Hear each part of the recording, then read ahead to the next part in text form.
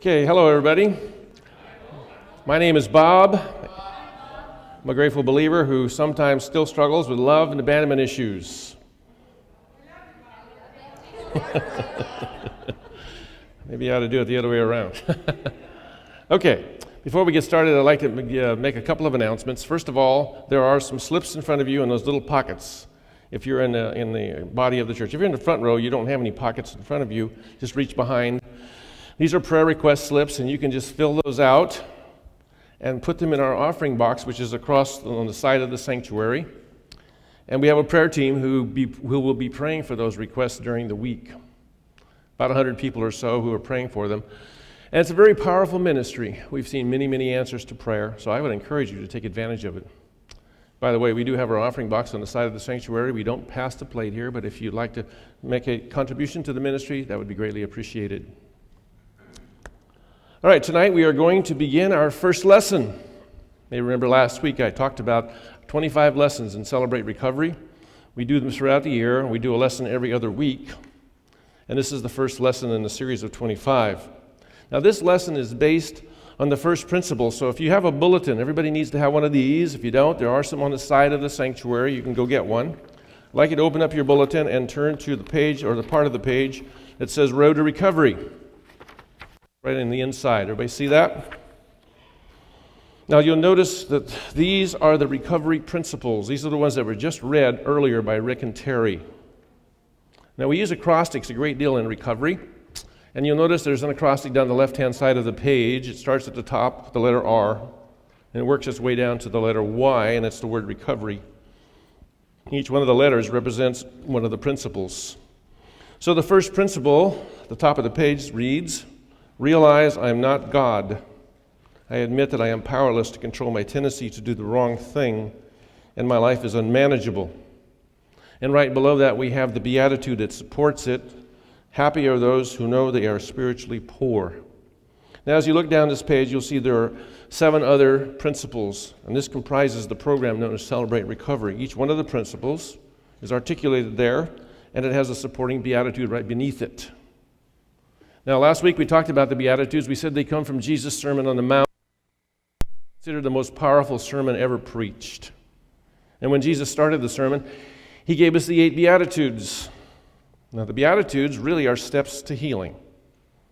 And what he did is he took everything that the Bible had to say about healing, about dealing with life's problems and issues and pain and all that stuff, and he put it all together and he expressed it as the 8 Beatitudes. So you can see these are steps to healing, and that's why they are the foundation of our program known as Celebrate Recovery. Now this particular principle, this first principle, is called the denial principle. This one we just read. It's called the denial principle. And to help you understand what that means, let's talk a little bit about what denial is, what it's all about. Denial is actually 2 components. It's broken down into 2 components. First of all, it is the belief that our problems are not that serious.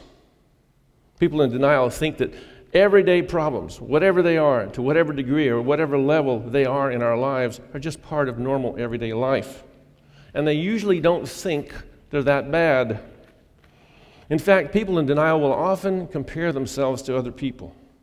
And they'll say, you know, that guy over there, I'm not as bad as he is. See, I've got problems, absolutely. I have problems, but you know, they're not that serious. See, that's one side of denial. Now, the other side of denial says that I can solve whatever problems I do have. Doesn't matter what they are. I've got the resources. I've got the power. I've got everything I need within myself to solve my own problems. So denial really is 2 sides of the same coin, you might say. On one side it says I don't have any problems, or at least I don't have any serious problems. And the other side of the coin says that whatever problems I do have, I can solve. Both conditions are called denial. Now, the principle that we just read, that first principle on the page inside your bulletin, does not agree with that. So take a look at the principle once again. It says, we do wrong things. We're powerless to stop doing them. And our lives have become unmanageable as a result. You see, there is no sugarcoating here. Principle says it like it is. It says we have problems. Everybody has problems that they can't solve. And everybody has problems that mess up their lives. Period. That's what the principle says. And to say otherwise is tantamount to denial. Now, I don't know if you guys remember a song that was popular a number of years ago by Frank Sinatra. It was called My Way. How many of you remember that song? Well, let me remind you of some of the lyrics. It starts off by saying, there were times that I knew I bit off more than I could chew. See, that's a problem. Right there, that's a big problem. See, the person singing this song is saying basically he's trying to do more than he's capable of doing. Bit off more than he could chew. And that's a prescription for failure, by the way. How many of you have done that? I know I have. Many times. That is a prescription for failure. Now the song goes on to say, through it all, I stood tall. I did it my way. In other words, I relied on my own resources. I relied on my own power. I grabbed myself by the bootstraps, and I pulled myself up. It's kind of an interesting idea, isn't it? I think there should be another verse added to this song. Actually, I think the title of the song should be changed. Instead of My Way, it should be I Just Lucked Out. Because I think that's what happened. Regardless of what this songwriter thinks, I don't see how he was able to deal with his own problems like that. Anyway, it is a good theme for people who are in denial. Now, unfortunately, and this is very, very sad, many people today think this way. Now, I hear people tell me all the time, it's my life, I'm in charge, I can make things happen, and if I don't, nobody else is going to do it, and on and on and on. And there is some truth to that. See, God does give us some talents and skills and abilities and intelligence, and He expects us to use them. But here's a key point. God does not give us these things in unlimited quantities. He doesn't give us unlimited intelligence and abilities. He still wants us to depend on Him. Even when we use what He gives us, God still wants us to depend on Him. All right, I'd like to have you take a look at a proverb. So if you would put the proverb on the screen for me, I'd appreciate that. It's eventually it'll be Proverb 3, 5, and 6. I guess there it is. Okay.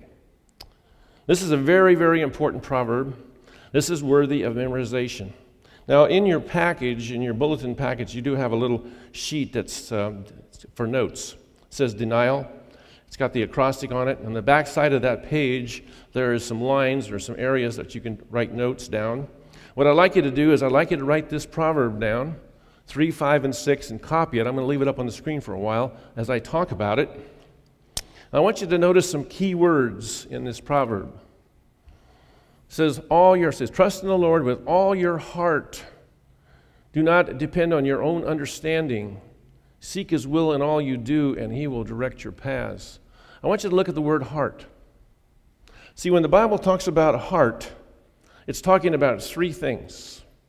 It's talking about our reason, our emotions, and our will. Those are the three areas that comprise the heart. And they are the things that distinguish us from the rest of God's creation. They are the central core of our humanity, if you will. And God says, trust Him for all these three things. So if you are, let's say, you're reasoning, that's your thinking. You're trying to think something through. God says, come to Him and ask Him, what does He think? See, His thoughts are way above our thoughts. So all we need to do is ask God what He thinks, and He'll tell us. If we're struggling with an emotion, it's often said that emotions are very unreliable. We can go to God and say, what about this, Lord? I'm feeling this. What about that? And He'll respond to that. And then finally, our wills. If we're trying to make a decision, we're trying to process information, we're trying to come to some conclusions, we can go to God and we can say, Lord, you know what's going on, and I ask you to show me. See, that's trusting the Lord with all our hearts, with all of our humanity. Now notice it says, do not depend on your own understanding. See, that's what most of us do. Most of us try to figure things out, try to think things through. And God says, don't do that. It says, instead, come to me with these three areas, your reason and your emotion and your wills. Then he says, seek his will in all you do. Notice the word all. It's an all-inclusive word, isn't it? There is nothing left out. We can go to God with everything. I have a sister-in-law who insists on praying every time she needs a parking place. And she does. She prays ahead of time. And by golly, she gets parking places. It's amazing to me. It really is. So you trust God, or you seek his will in all you do. Now, this is called a conditional proverb. See, there's some conditions in it, some things that we must do. We must trust the Lord with all our hearts. We must not depend on our own understanding, and we must seek his will in all we do. Now, if we satisfy those conditions, God promises to do something. He says he will direct our paths. See that? That means he will lead us on the straight way. He won't put us on a crooked path. He will lead us right directly to where we need to be. This is an extremely important proverb. See, the bottom line here is we can't live our lives alone. We just can't do that. And this is what God's telling us. So if he's telling us this, then don't do it. Follow the advice of the proverb. So I want you to write this down, and I want you to memorize it. And for many of you, if you don't have a life verse, I would recommend that you use this one as your life verse.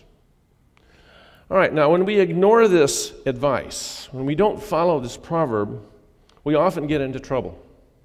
See, problems will inevitably develop.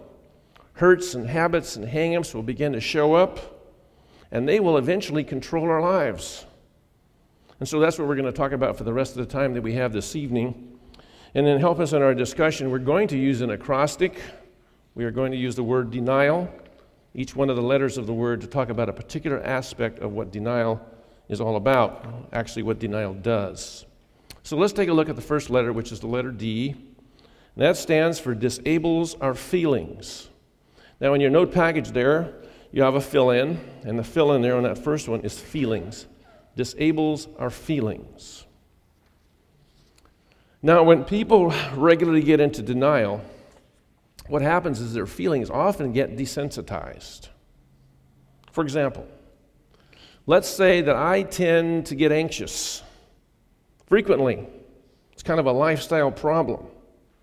Now, if I'm in denial, I'm going to do one of several things. I might just ignore it, or I might try to minimize it, or I might try to call it something else. For example, I might say, well, I'm really not anxious. I'm just very aware of what's going on around me. I'm just tuned into my environment, and I'm really not anxious. But my anxiety, or whatever I choose to call it, keeps coming back. And it starts getting worse and worse and worse. And so I finally decide that I have to do something about it. Can't continue with the way things are going. So I read a book, or two or three. I take a seminar. I seek advice from counselors and from other knowledgeable people. See what I'm doing here? I'm depending on my own understanding. And this stuff does help to a degree, but it's really not the answer because the problem continues. So I just keep searching for another solution. Does that sound familiar? And that's when I become vulnerable to the feel-good approach.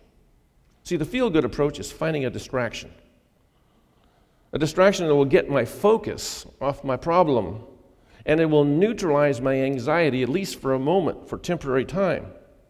It could be something like drugs or alcohol or food or sex or, you name it. There's just lots and lots of distractions that we all choose. And the insidious part about that? These things can make me feel better, at least for a little while, but they don't solve the problem either. Just like all the other things that I've tried to do beforehand, these things don't solve the problem either. They promise freedom. They look really good. They're very appealing. But in the end, they just enslave me. So now I have two problems. The first problem, and now I've got a second problem. And this is what 2 Peter 2:19 in your notes is telling us. It says, They promise them freedom, while they themselves are slaves of destructive habits. For we are slaves of anything that has conquered us. See, these feel-good distractions will conquer us. And they will eventually make me a slave. All right, so that's one thing that denial will do. It covers up problems. It's kind of like hearing a noise in your engine compartment as you're driving down the road, you know. And our solution is just to turn the radio up so we can't hear it. You know, and that works okay for a while until our engine seizes up. And now we got a bigger problem. Denial works very much in the same way.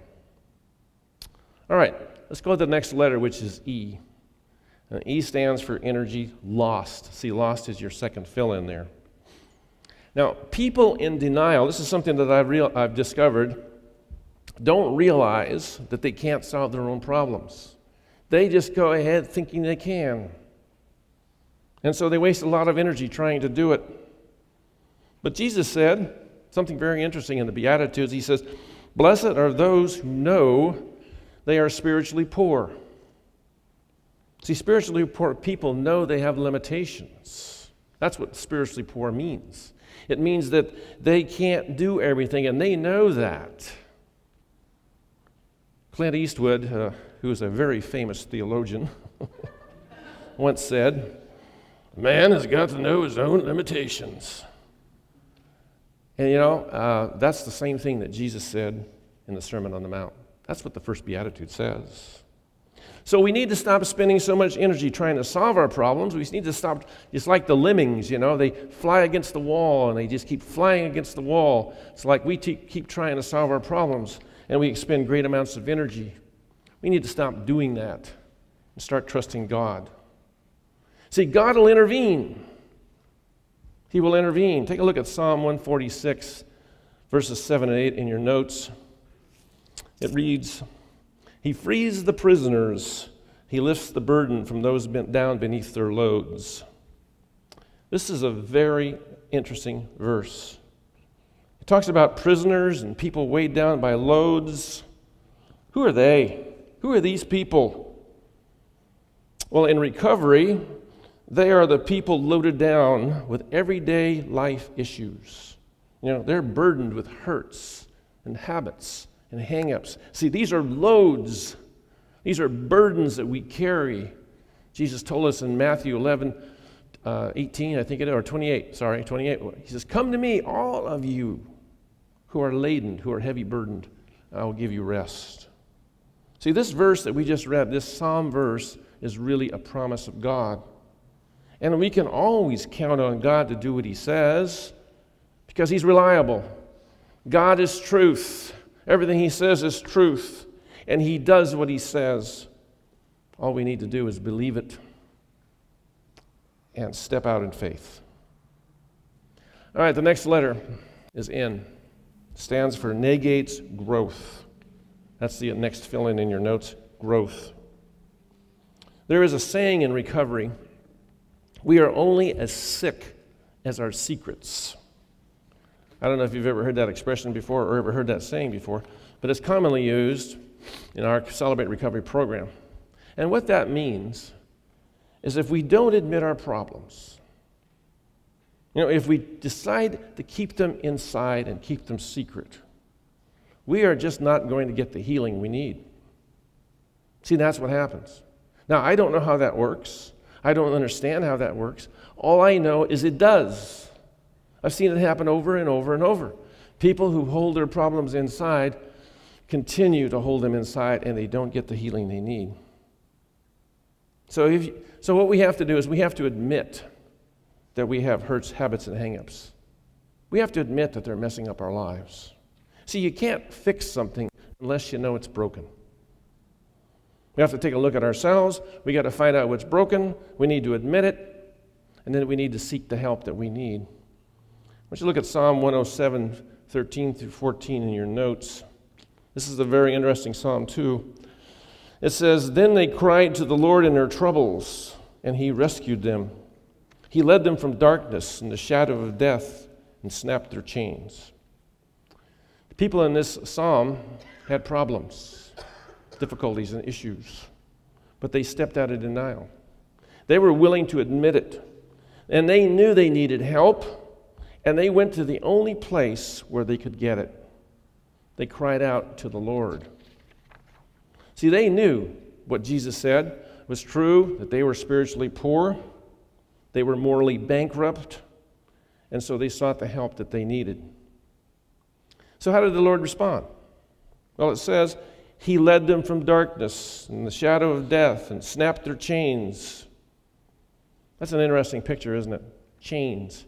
That implies bondage. These people were in bondage. Problems put us into bondage. I don't know if you ever thought of it quite that way, but many times if we are stuck with a hurt or a habit or a hang-up of some kind, we don't know how to get out of it. It just keeps going around in a small circle. It keeps influencing everything that we do and say and think. And after a while, we become weary. It becomes a heavy load. So we need the same help that these people asked for. We need to have our chains snapped. We need to have the bondage removed. And you know, God is willing to do that. This psalm tells us He's willing to do that. But the big thing that gets in the way, it's denial. It negates growth. It stops the process. Again, we have to know something is broken before we can get it fixed. The next letter is I, and that stands for isolates us from God. That's the next fill-in in your notes. Isolates us from God. Now here's something that's very important. Sin isolates us from God. I'm going to repeat that. Sin isolates us from God. I want everybody to say it with me. Sin isolates us from God. If you don't get anything else out of this talk tonight, I want you to get that. I want you to write down in your notes and just write that just the way we said it. Sin isolates us from God. So I want you to take a look at 1 John 1, 5 through 7 in your notes. It says, God is light. In Him there is no darkness at all. If we claim to have fellowship with Him, yet walk in the darkness, we lie and do not live in the truth. But if we walk in the light, as He is in the light, we have fellowship with one another, and the blood of Jesus, His Son, purifies us from all sin. That's a powerful passage.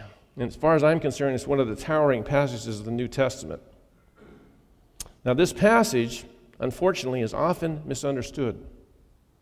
Many people think it's about how to be saved, but it's not. It has nothing to do with salvation. It's all about how to maintain fellowship with God.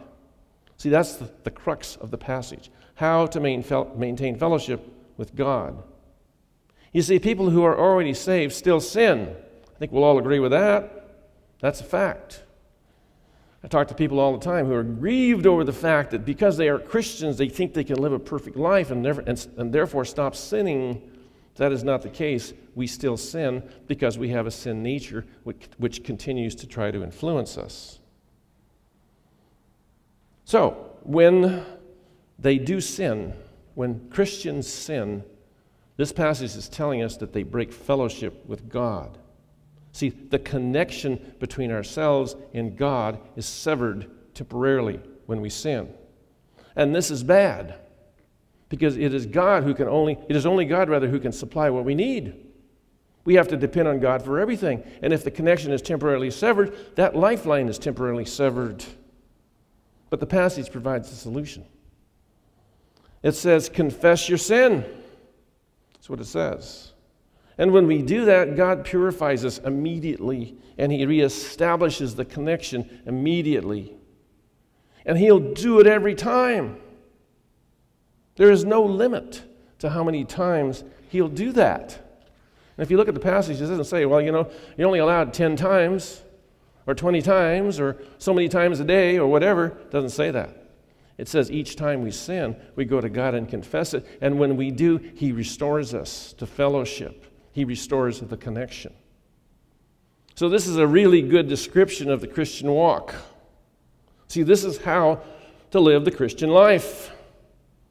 See, when we get saved, when we become Christians, we begin our walk with God. See, that's the starting point. However, sin interrupts this walk, and it isolates us, as we've just said. In order to resume the walk, we have to confess our sin so God can restore us. That's the process. So the Christian walk really is fellowship, sin, confess, fellowship, sin, confess, fellowship, sin, confess, and on and on and on and on. Sometimes I'll do this many, many times a day. And I'm sure it's true for everybody. How many times? Doesn't matter. God says do it, and He will restore us each time. Now, unfortunately, people in denial tend to ignore this. And they don't confess, or they tend to ignore their sins, I should say. And so what that means is they don't confess them. And what happens is this causes this breach in fellowship that I just talked about, which prevents God from working in their lives, and most particularly prevents them from working in their recoveries. And they get stuck. Can't tell you how many people I've seen in recovery get stuck. And the only way to get unstuck is to get back into fellowship with God. Which means, again, stepping out of denial, confessing our sin, asking God to restore the connection, and then letting Him continue His work in our lives. See how that works? That is a critical concept for people in recovery. We need to be close to God. We can't be separated from God. He is the one who's doing the work. He's providing all the power and the direction and the guidance in our lives. And if we cut that connection off, guess what? Recovery is not going to happen. So we have to be very sensitive about that.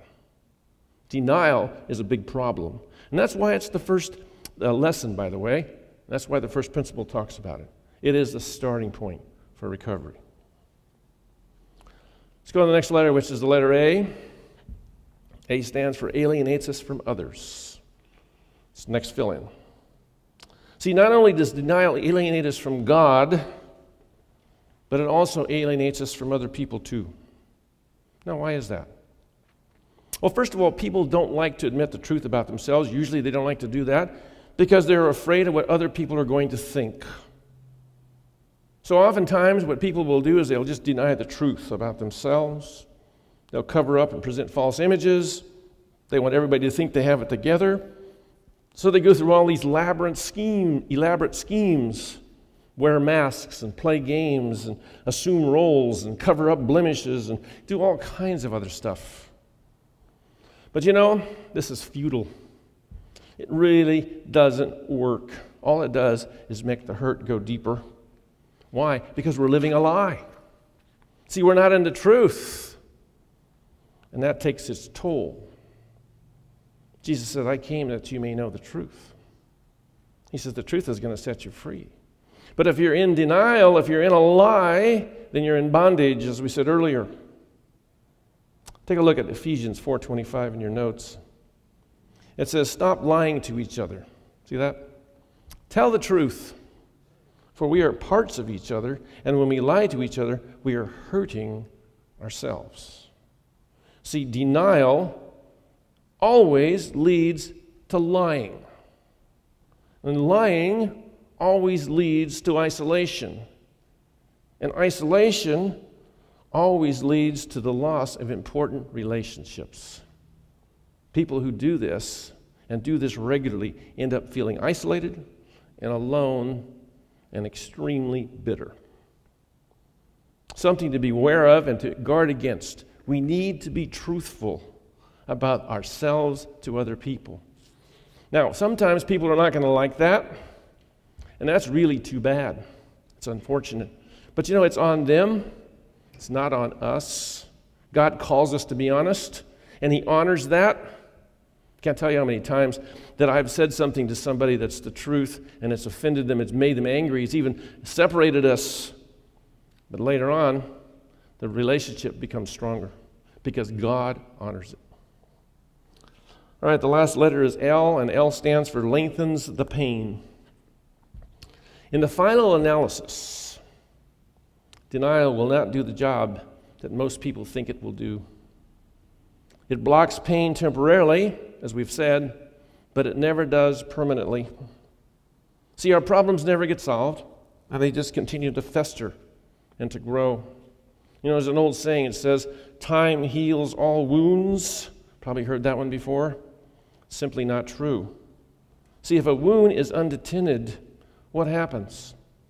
It festers, and it gets infected and all pussy and oozy and all that kind of thing. That's what happens. But remember, God promises to heal us. Here's another passage I want you to look at. It's in your notes. It's Jeremiah 30, verse 17. And God says, I will give you back your health and heal your wounds. See, that's another promise. And by the way, do you know how many promises of God there are in the Bible? It's over 7,000. 7,000 promises of God. And the approach to each one is exactly the same.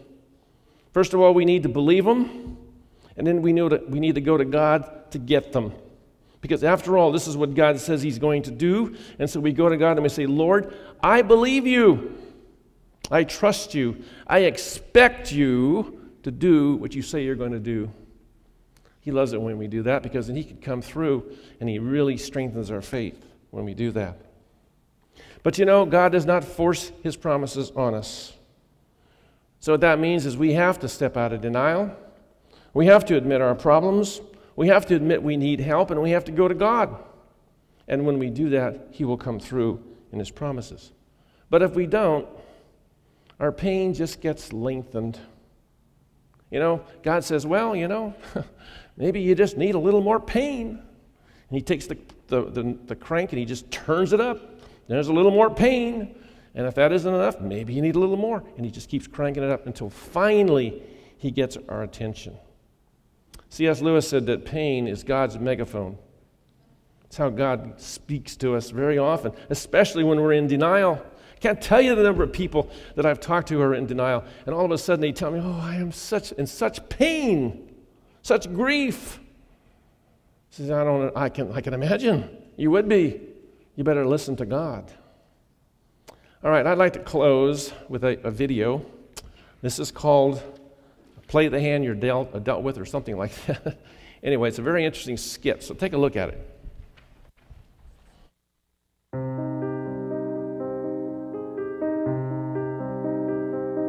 Have you ever thought about the cards you've been dealt?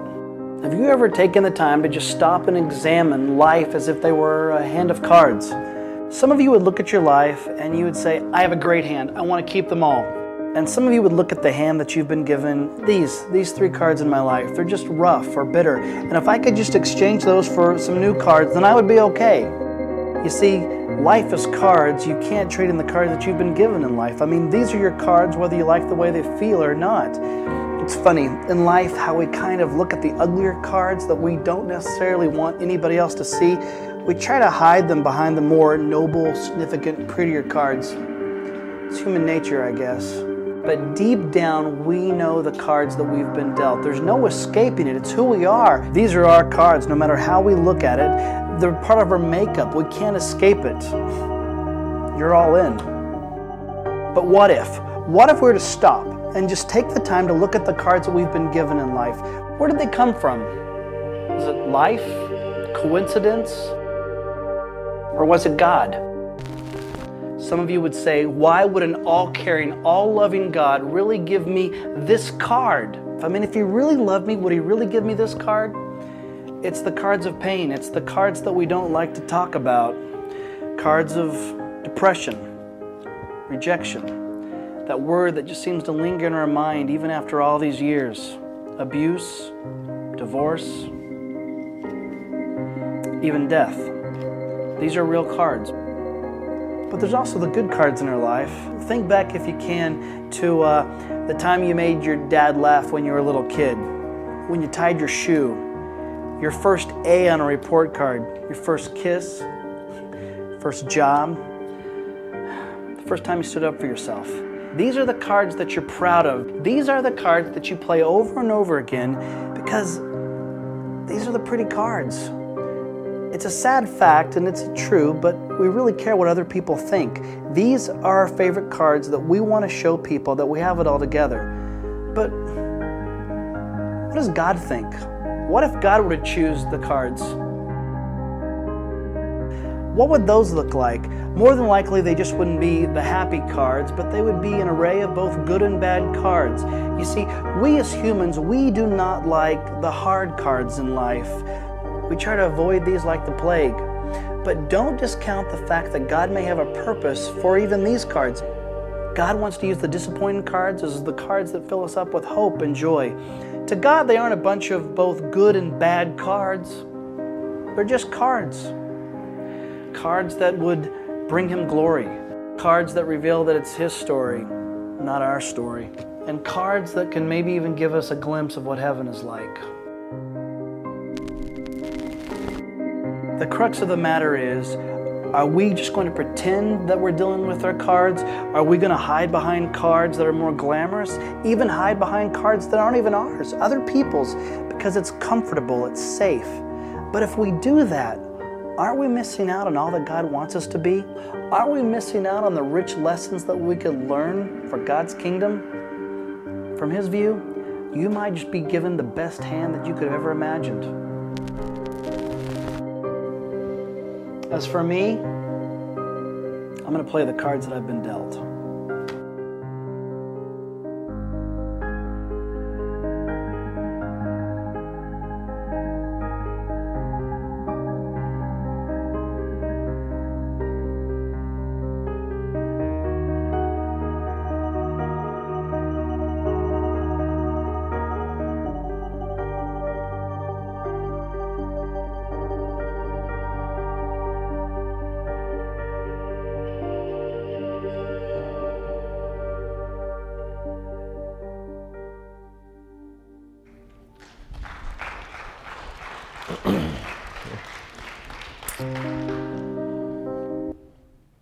Let's close in prayer.